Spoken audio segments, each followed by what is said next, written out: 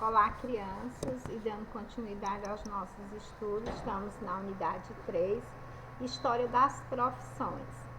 Semana passada, no dia 25 de agosto, nós comemoramos o Dia do Soldado, mas não houve aula, né? Nós não podemos realizar as nossas comemorações em homenagem ao Dia do Soldado, mas nós não poderíamos deixar de passar essa data tão importante, né?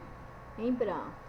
Então, nós temos aqui uma imagem da aula do ano passado, onde as crianças representaram, homenagearam, né? Fizeram uma homenagem em homenagem ao Dia dos Soldados, certo? Dia 25 de agosto.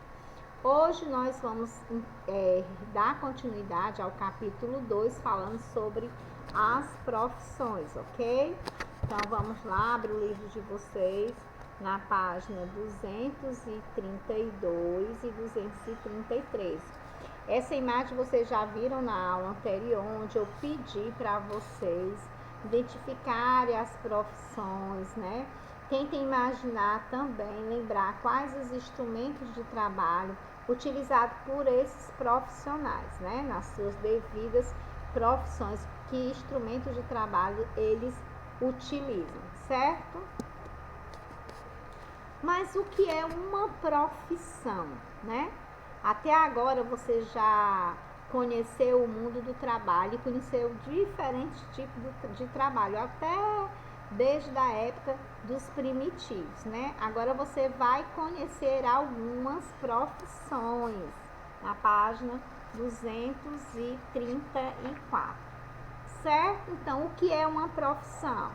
Profissão é um trabalho específico desenvolvido por uma pessoa, né? É uma atividade remunerada que geralmente era definida por uma lei ou uma norma do governo.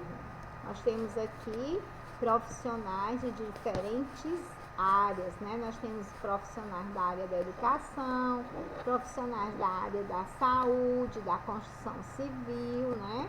Mas nós sabemos que existem diferentes áreas no meio das profissões, certo? Na página 238, nós vamos dar continuidade, porque nós já falamos sobre o trabalho, nós falamos sobre a profissão do estudante, da rotina do estudante. Nós já falamos do estudo na Grécia Antiga, né? Como era dividido, como era diferente o trabalho dos meninos e das meninas, né? Que as meninas pobres, elas trabalhavam, elas não estudavam, elas aprendiam a cozinhar, a cuidar dos filhos, a costurar, né? As meninas pobres. Já as meninas mais ricas, com mais condições de vida, elas tinham mais opções de aprender a música, de aprender a dançar, a poesia, né? Mas as meninas de origem mais pobre, elas só tinham a opção de ser dona de casa, né? Elas aprendiam a ser dona de casa. Hoje nós vamos dar continuidade também falando sobre o trabalho infantil, tá certo? Na página 238. Nós temos a imagem aí, duas imagens diferentes da que nós apresentamos na aula anterior do nosso livro, que no nosso livro nós temos aqui as crianças trabalhando mais em fábricas, né? Hoje em dia não é permitido por lei, a criança é protegida por lei, porque elas não podem trabalhar em realizar trabalhos pesados nem perigosos, né? Então vamos falar um pouquinho sobre o trabalho infantil.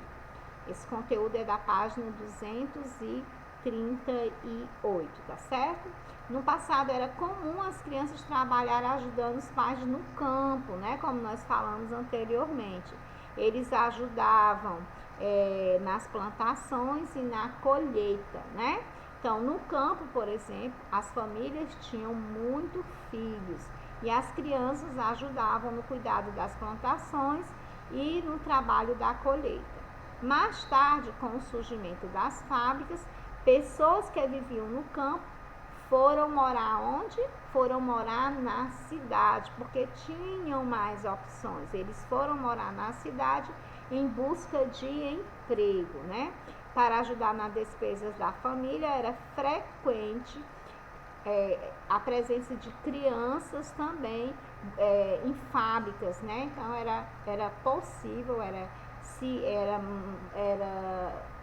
era comum, né, gente, ver crianças trabalhando nas fábricas, nos trabalhos considerados perigosos e pesados, porque eles trabalhavam com máquinas, né?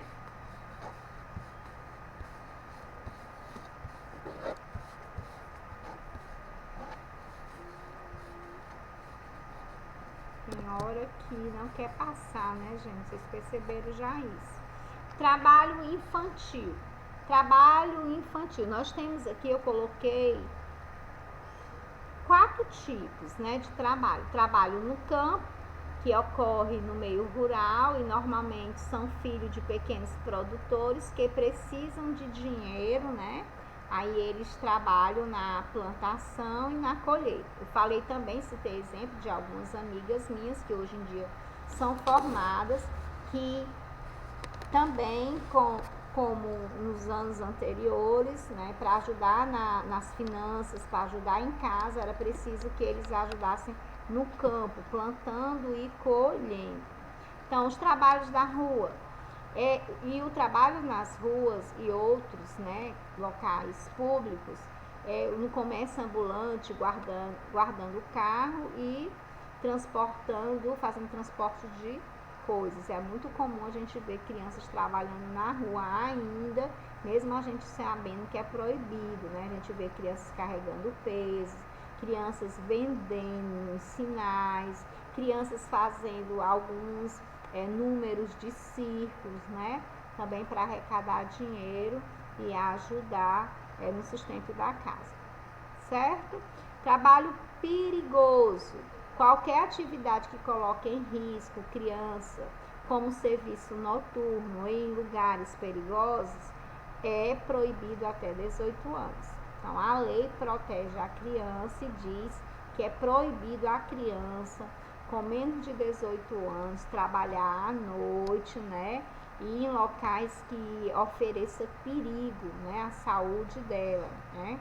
A sua saúde. Mas, infelizmente, é muito comum a gente ver crianças em restaurantes trabalhando, vendendo as balinhas deles, os bombons dele, cocada, pipoca, seja lá o que for, a gente sempre costuma se deparar com crianças trabalhando para ajudar no sustento da casa, certo? Trabalho doméstico é realizado no interior de casa sem nenhum sistema de controle, mas na maioria das situações as vítimas são meninas.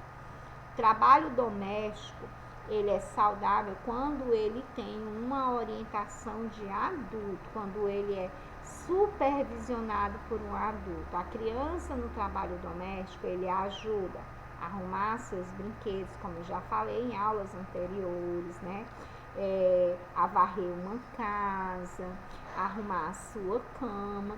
Isso não prejudica a saúde dele, né? Então, o trabalho é proibido a partir do momento que ele é pesado e que, de alguma forma, ele contribui para que a criança fique doente, né? Ou fisicamente ou mentalmente. Então, esse tipo de trabalho infantil é crime, sim. E tem uma lei, né, que nós estudamos e vamos falar sobre essa. Então, vamos lá. Exploração do trabalho infantil é crime. Página 240. Diga não ao trabalho infantil. A criança não é para ela estar trabalhando, se expondo. Olha só a situação, no sinal, fazendo apresentação de circo, como eu falei anteriormente. O lugar de criança é aonde? Na escola, né? Ter sua rotina de estudo, tá certo? Atualmente no Brasil, em muitos outros países, o trabalho infantil é crime. Porém, ainda existem milhares de crianças que não frequentam a escola e são obrigadas a trabalhar em atividades que deveriam ser realizadas por adultos para sustentar ou auxiliar a sua família. Trabalho infantil é diferente de ajudar em tarefas domésticas, que eu falei, né? Ajudar na tarefa doméstica, de você aguar uma plantinha, colocar comida para o animal, né? Arrumar a sua cama, é diferente de um trabalho onde você é explorado, onde seu corpo não aguenta, né? Entendeu? É crime mas você ajudar em casa não, né? Pois ele atrapalha os estudos e o desenvolvimento da criança, quando esse trabalho é pesado, quando esse trabalho é perigoso, né? Com o objetivo de combater o trabalho infantil e proteger a infância das crianças brasileiras, foi criado um conjunto de leis no ano de 1990, o Estatuto da Criança e do Adolescente, que nós já estudamos na disciplina de Geografia, né? Segundo o Estatuto da Criança e do Adolescente, no Brasil é permitido trabalhar a partir de 14 anos como menor aprendiz. Ele tem um período para trabalhar e o outro período para estudar, mas desde que esse trabalho não prejudique a saúde dele, né? E aos 16 anos, algumas formas de trabalho são permitidas, desde que não prejudique a saúde, a segurança e a moral do adolescente. Então, está falando um trabalho da infância crime quando esse prejudica a saúde, né? Quando esse traz perigo para a criança, né? Com relação à sua vida, né? Então, aqui nós temos vários tipos de trabalho que isso daqui é sim crime. Olha só, criança carregando peso além do que ele pode carregar, né? Criança no meio do lixo, expondo a sua saúde, né? E criança aqui trabalhando em um ambiente com fogo quente, né? Descalço, onde ela está comprometendo a sua saúde. Aí esse tipo de trabalho é crime. Trabalho infantil, o circo perverso, né, da pobreza. Então, eles trabalham para ajudar em casa porque são crianças pobres e, de alguma forma, trabalham para ajudar em casa, né, comprar as coisas que faltam. Porque, geralmente, uma casa de crianças simples, pobres, né, não tem só uma ou duas crianças, né, o número de crianças são bem maiores, certo? Vamos falar sobre das profissões antigas, das profissões novas e das profissões extintas, que também foi um conteúdo que nós já falamos anteriormente, certo? Então, olha só, na página 242, vimos ao longo da história as pessoas desenvolverem conhecimento.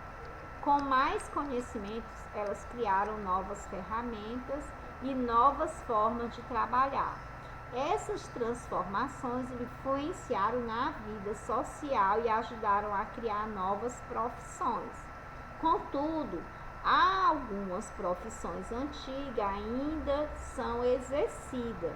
Vamos relembrar algumas dessas profissões. A empregada doméstica é uma profissão antiga, né? Mas que ainda existe. Professor também é uma profissão antiga, mas que ainda consegue existir, né?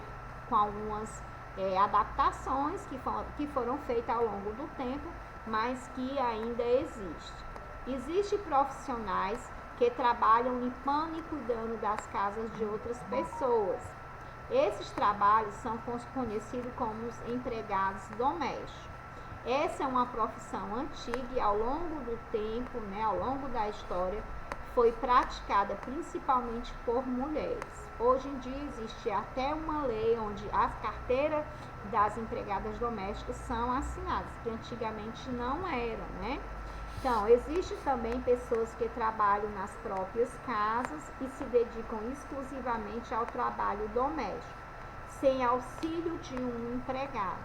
No passado, esse trabalho foi desempenhado principalmente por mulheres. Hoje em dia já é mais comum se ver também os homens ajudando as mulheres nas suas atividades domésticas, porque no passado as mulheres não saíam para trabalhar, as mulheres eram consideradas as donas de casa, elas cuidavam da casa, cuidavam dos filhos, costuravam, faziam comida, né?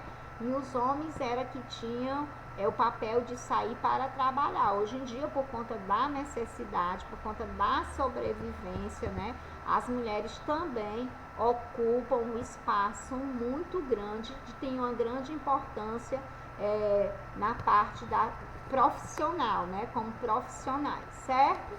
Então, ensinar como profissão. Você sabia que todas as profissões precisam de um professor? Ou seja, para aprender algo novo é necessário ter alguém que ensine, e essa pessoa é o professor. Professor ou docente é a profissão de quem ensina ciência, arte, técnicas ou outros conhecimentos. É uma das profissões mais antigas do mundo. Professor é uma das profissões mais antigas do mundo. Tem uma curiosidade aqui, bem interessante, que foi Dom Pedro I, né, que eu vou ler aqui para vocês. Então, vamos ler esse para saber mais o porquê que o dia 15 de outubro é comemorado o dia do professor, certo? Você sabe por que o dia do professor é comemorado no dia 15 de outubro em nosso país? Porque a educação pública no Brasil começou em 15 de outubro de 1827. Dom Pedro I declarou, né, ele elaborou, ele fez um decreto que determinava que todas as cidades e vilas tivessem uma escola primária. Então, como as escolas primárias foi decretado, foi criado essa lei, né, e começou tudo no dia 15 de outubro, então essa homenagem do dia do 15 de outubro ser o dia do professor foi por conta desse decreto, né, do imperador Dom Pedro I, certo? Então, os telefonistas, vocês lembram que nós falamos em geografia lá no primeiro bimestre sobre a profissão de telefonista, que tinha que ter uma boa dicção, né? Então, o que vem a ser dicção? É um modo de pronunciar ou articular as palavras quando se fala. De vez em quando eu meio que travo algumas palavras, eu evito até falar, porque problema de dicção, eu tenho que trabalhar com fono, né? Ter uma técnica para poder pronunciar as palavras sem dificuldade. E outra, eu falo muito rápido, né? Então eu não daria para ser telefonista. Então, já estudamos um pouco, né, o trabalho das telefonistas. Você lembra que a gente falou, né, que é uma profissão que ela está ficando extinta, né? Ela foi adaptada, né? Para ser telefonista era necessário ter uma boa dicção, uma formação escolar adequada, ser gentil, educada, discreta e paciente. O conhecimento de um idioma estrangeiro era bastante valorizado. Então, além de ter uma boa dicção, algumas características, né, a telefonista tinha que ter. Ela tinha que ser gentil, ela tinha que ser paciente, discreta, educada, né, e falar mais de um idioma, né? Ela tinha que falar um idioma estrangeiro também, né? Nas páginas 243 e 245 tem uma atividade proposta que nós vamos realizar juntinho comigo, e tem uma outra na agenda de vocês que vocês vão realizar com o seu responsável, tá certo? Então, na primeira questão, nós temos aí as palavras lavar, arrumar, varrer, limpar, passar e cozinhar. Vocês vão escolher 3 palavrinhas dessas daí e vão produzir frases. Vão lá na matéria de história, faz o cabeçalho, coloca a primeira questão, né? Elaborar 3 frases com as palavras, aí coloca a página do livro que está propondo essa atividade também, certo? Na segunda questão, você vai procurar as palavras da primeira questão, né? As palavras lavar, arrumar, varrer, limpar, passar e cozinhar, porque são as palavras que vocês têm que encontrar no caça-palavra, ok? Vamos agora para a página 245. Na página 245 é como se fosse uma entrevista, né? Você vai entrevistar o seu professor. No caso, eu estou colocando as minhas respostas, mas se você se sentir à vontade, quiser entrevistar a professora de inglês, a professora Flávia, fica à vontade. Eu estou respondendo com vocês como opção, mas fiquem à vontade para fazer essa entrevista também com a professora Flávia. O meu nome de casada, eu sou Cláudia Cruz de Carvalho. Meu nome de solteira era Cláudia Cruz do Nascimento. Eu tenho 55 anos, pela graça de Deus, né? Tenho 55 anos. Trabalho há 34 anos no Presidente Médici. Estou aposentada há 3 anos, mas optei em continuar aqui no Presidente Médici, ok? Então, por que você escolheu essa profissão? Foi um sonho de criança. Eu tinha uma professora, por isso que dizem que quando a gente faz parte da história das crianças, né? Então, uma professora minha, o nome dela era Alba, infelizmente ela não está mais conosco, a professora Alba, professora de português. Então, eu tinha como referência essa professora. Então, o meu sonho de ser professora veio por conta dessa admiração que eu tinha pela professora Alba. Era a professora minha que ela foi minha professora do 5º ano, do 5º não, era da 5ª série, que a gente dizia antigamente, da 5ª série até a 8ª série. Ela foi minha professora hoje, atualmente, o Fundamental 2, né? Pegando o final do Fundamental 1 e o Fundamental 2 até o 8º ano, certo? Então, faz parte de cada... e também porque eu faço parte da história de vocês, né? Eu acho... Uma vez, eu não sei se eu citei uma situação para vocês, eu fui para Morro Branco, passar o final de semana com a minha família, né? E quando eu cheguei lá, eu já tinha deixado minhas coisas, fui passear com a minha família. Aí no meio, num desses pontos turísticos de lá, no Morro Branco, onde vende artesanato, eu tava lá e só escutei um grito. Essa pessoa tava longe, mas me reconheceu de longe. Olha que eu era bem diferente do que eu sou hoje. Tia Cláudia! Ô, tia Cláudia! Aí eu olhei, Francisco, tem aluno meu por aqui. Quando eu olhei, gente, era um ex-aluno meu, que atualmente ele tem 30 anos. Ele estava em lua de mel com a esposa dele, né? Tinha casado recentemente e me encontrou. Se vocês... eu não consigo descrever para vocês a felicidade dele me ver naquele momento. Eu não consigo descrever com palavras o que eu senti naquele momento e a felicidade daquele meu ex-aluno, porque eu ensinei, quando eu comecei no Presidente Médici, eu comecei com um turno substituindo uma professora que tinha saído para ter bebê, né, entrou de licença maternidade. Então eu substituí, entrei pensando que ia ficar só os 4 meses, mas aí eu recebi uma proposta para ficar com a antiga alfabetização, que hoje em dia é 1º ano. Aí eu trabalhei 3 anos na alfabetização, que hoje é 1º ano, e recebi, as mães dos meus alunos me indicaram para a coordenação da educação infantil. Nesse período, quando eu comecei aqui no Presidente Médici, que eu tinha 22 anos, eu fiquei na coordenação durante 7 anos. Aí pedi para sair da escola, para ter novas experiências, né? Para conhecer outras coisas, para fazer curso, para me aperfeiçoar. E passei um tempo fora e tornei a voltar para o colégio a convite da escola novamente. Então, esse é um pouco da minha profissão e o porquê que eu escolhi ser professor. Eu também eu fiz na época que eu fazia pedagogia, eu fazia um curso profissionalizante de química. Então, entre o meu curso profissionalizante de química e a pedagogia, eu optei em trabalhar com a pedagogia, não me arrependo em nenhum momento, certo?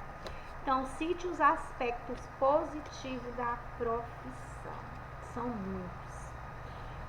Eu tive problema de saúde em 2017, certo? Pedi as contas da escola em 2017.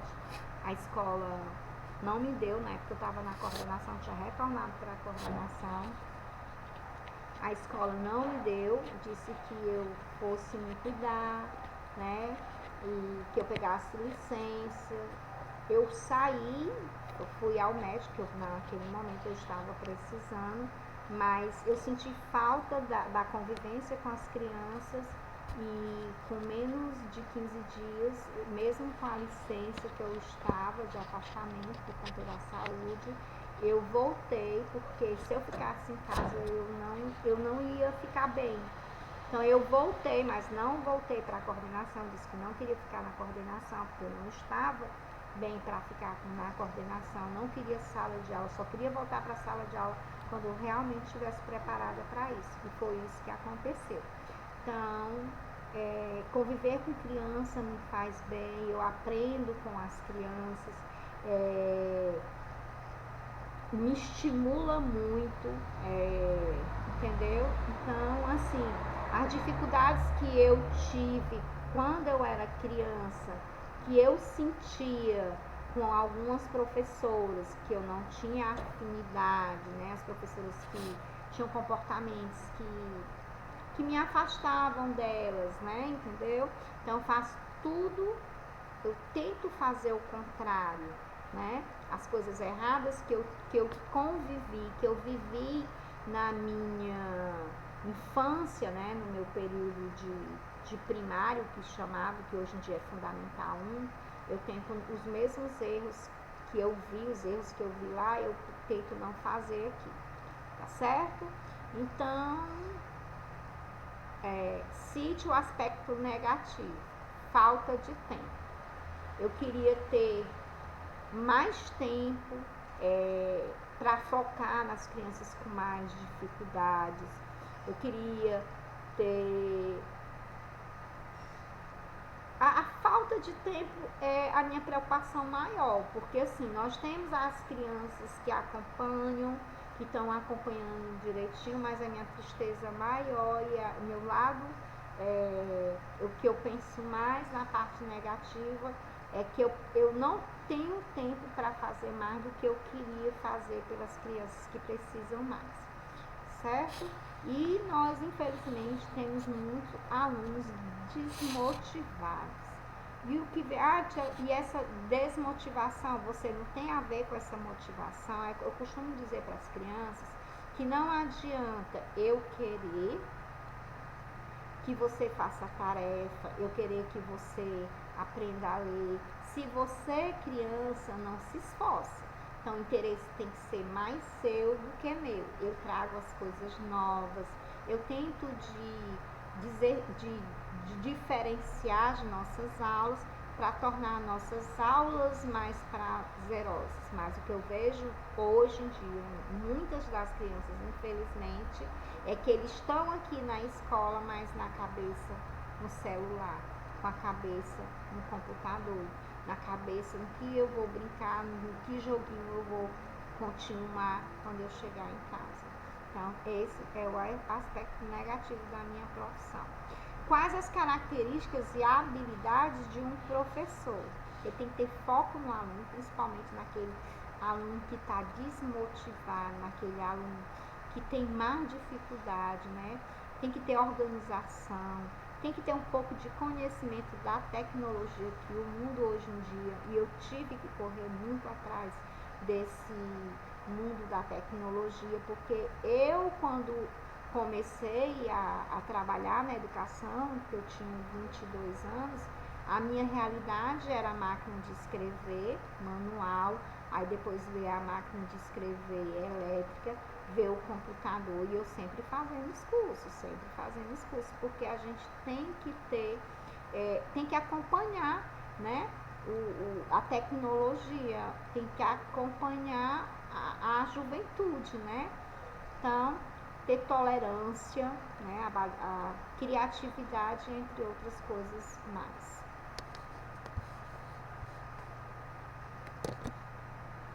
No dia 25, como eu falei, foi comemorado o Dia do Soldado, tá certo? Eu trouxe aqui um pouquinho, né, sobre o Dia do Soldado, que fala sobre a honra, a coragem, a determinação e o amor à pátria, tá certo? O Dia do Soldado é atualmente comemorado no dia 25 de agosto. Esta data celebra a atividade exercida pelos soldados do Exército Brasileiro que trabalham e lutam pela proteção da nação, aos que arriscam a vida para proteger a vida de milhões de brasileiros e das ricas terras do nosso país. Nossos parabéns, né, por esse dia.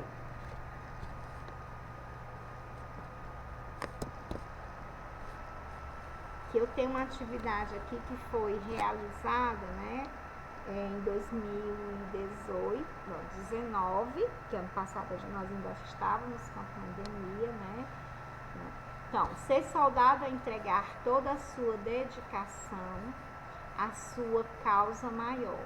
É lutar pelo seu país, pelo seu povo.